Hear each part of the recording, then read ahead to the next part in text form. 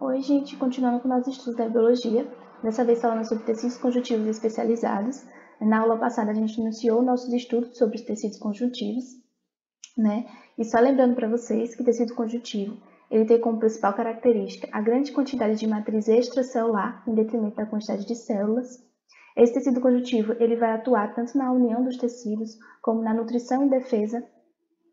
E esse tecido conjuntivo ele pode ser de diversos tipos. Na aula passada estudamos sobre o tecido conjuntivo propriamente dito, que é um tecido conjuntivo mais genérico, que vai estar preenchendo espaços vazios deixados por outros órgãos e que ele vai principalmente nutrir tecidos avasculares, que são aqueles tecidos que não possuem vasos sanguíneos. Na aula de hoje, nós vamos estudar aqueles tecidos conjuntivos que assumem uma determinada função específica, que são especializados em uma função.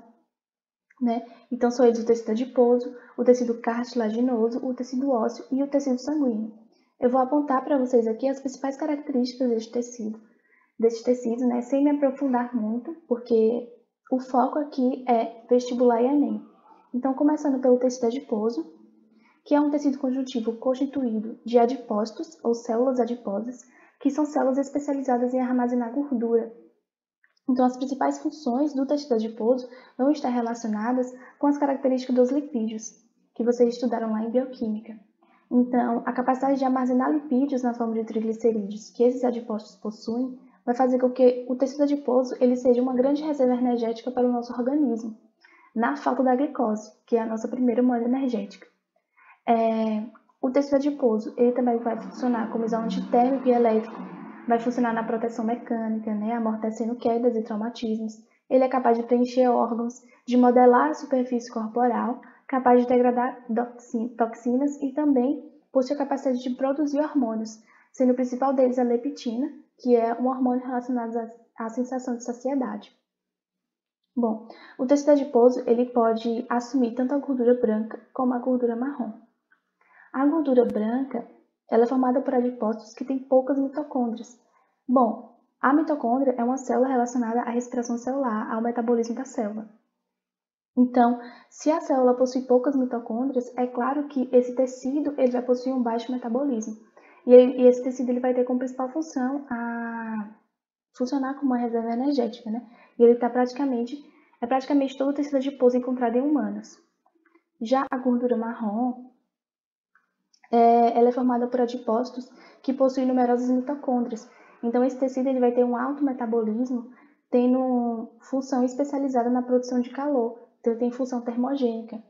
E os bebês, eles possuem boa quantidade desse tecido para poder evitar a variação brusca de temperatura.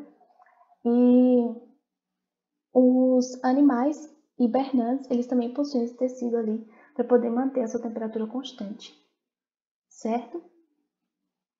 Bom, e agora eu vou falar sobre algumas aplicações relacionadas ao tecido adiposo, e que são muito importantes a nível de Enem, que o Enem ele gosta bastante de cobrar aplicações do dia a dia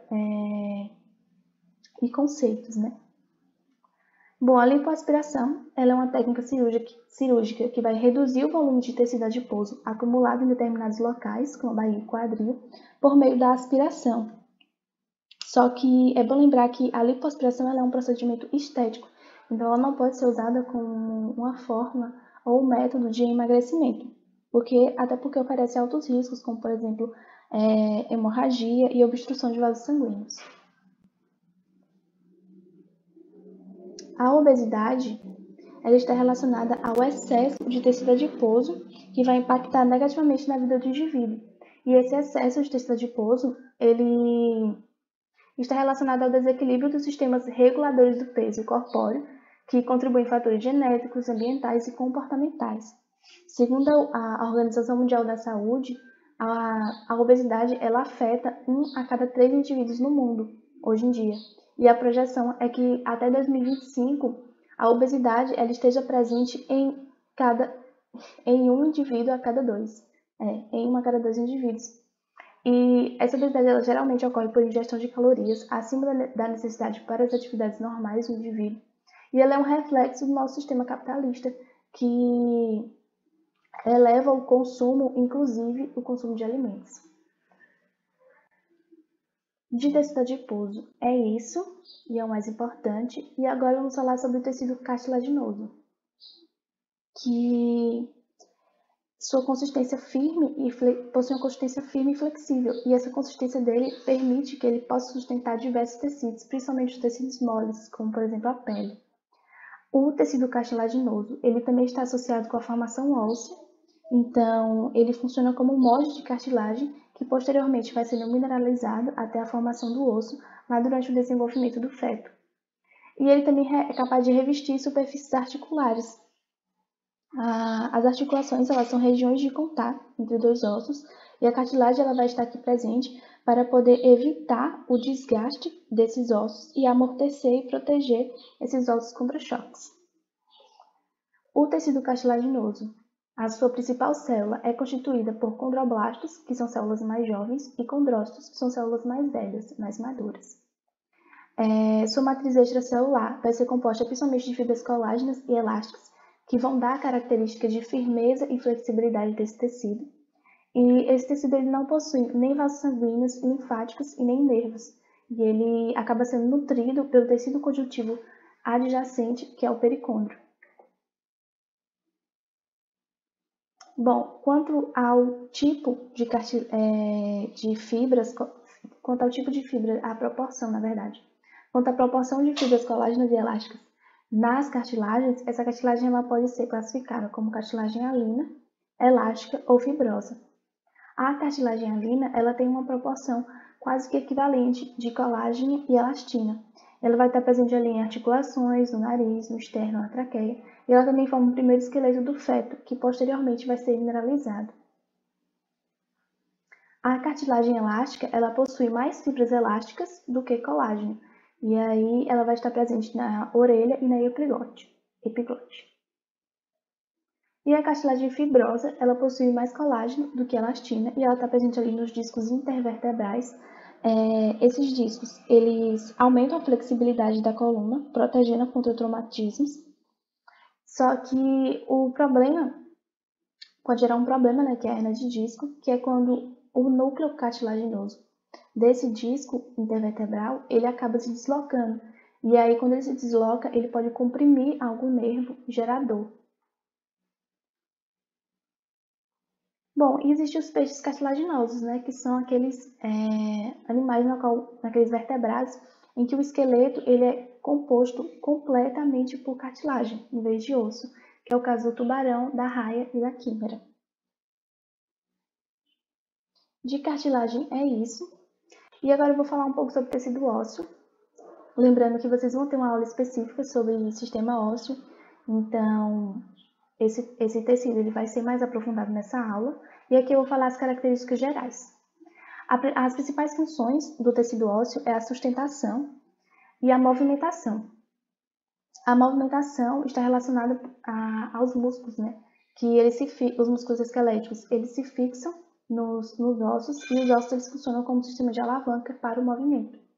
Os ossos eles também estão relacionados à proteção de estruturas vitais, como a nossa caixa torácica que está protegendo o nosso coração e os nossos pulmões, os ossos cranianos, que estão protegendo o nosso cérebro, as nossas vértebras, que estão protegendo a medula espinhal. Os ossos, eles também estão envolvidos na homeostasia do cálcio, exatamente porque eles funcionam como uma reserva de sais minerais. Então, na falta do cálcio para o organismo, esses ossos eles conseguem liberar, e no excesso eles conseguem reter esse cálcio. E os ossos eles alojam a medula óssea, tanto a vermelha quanto a amarela. O tecido ósseo ele é constituído por uma porção orgânica e uma porção inorgânica. No caso, a matriz extracelular, né, desse tecido. A porção orgânica ela é constituída principalmente de fibras colágenas, que estão relacionadas com a flexibilidade do osso. E a porção inorgânica ela é composta pelos sais minerais, principalmente o de cálcio e fosfato, que vão se organizar em cristais de hidroxiapatita, que vão fornecer rigidez ao osso. E aí, um experimento legal de se fazer é, no caso da desmineralização do osso, ou seja, se você conseguir tirar a porção inorgânica do osso, você vai perceber que o osso ele fica extremamente flexível, assim como está aqui na foto. Exatamente porque a porção inorgânica é aquela porção da matriz extracelular que vai fornecer a resistência e a rigidez do osso. E do contrário, se você conseguir tirar a porção orgânica, né, a porção de fibras colágenas, você vai perceber que o osso ele vai ficar extremamente quebradiço, porque as fibras colágenas são aquelas que dão flexibilidade ao osso. Bom, as principais células que vão compor o tecido ósseo são os osteócitos, que vão estar ali na matriz extracelular, os osteoblastos, que vão produzir a matriz óssea, e os osteoclastos, que vão degradar a matriz óssea. A atividade constante dos osteoblastos e dos osteoclastos vão fazer com que o tecido ósseo ele seja um tecido plástico, fazer com que esse tecido ele seja constantemente remodelado, constantemente renovado, né? E aí vamos estudar um pouco agora sobre essa remodelação óssea. A remodelação óssea, os principais ouvidos, obviamente, são os osteoblastos, produzindo a matriz, e os osteoclastos, degradando a matriz. Essa remodelação, ela é regulada principalmente pelos hormônios calcitonina, produzido na tireoide, e parathormônio, produzido na paratireoide. Então, a calcitonina, ela vai agir na ativação dos osteoblastos. Então, em casos de hipercalcemia, que é quando há um excesso de cálcio no sangue, a tireoide ela vai liberar a calcitonina, que vai agir nos osteoblastos, fazendo com que esses osteoblastos captem o cálcio que está no sangue e usem para a formação do osso, mineralizando esse cálcio em cristais de hidroxiapatita e produzindo a matriz óssea. A ação da calcitonina é uma ação que vai gerar hipocalcemia, ou seja, pouco cálcio no sangue. E em situações de hipocalcemia, o paratormônio, que é um hormônio produzido na paratireoide, vai agir principalmente nos osteoclastos, né, fazendo com que esses osteoclastos eles retirem o cálcio que está presente na matriz óssea e levem para o sangue, gerando uma hipercalcemia e novamente a calcitonina e depois hipocalcemia, novamente o paratormônio e assim um ciclo que vai fazer com que o osso ele seja constantemente renovado. Outro hormônio que age nos osteoclastos é o estrogênio, né, que é o hormônio feminino. E isso vai estar relacionado à maior incidência, por exemplo, de osteoporose nas mulheres, que eu vou explicar para vocês.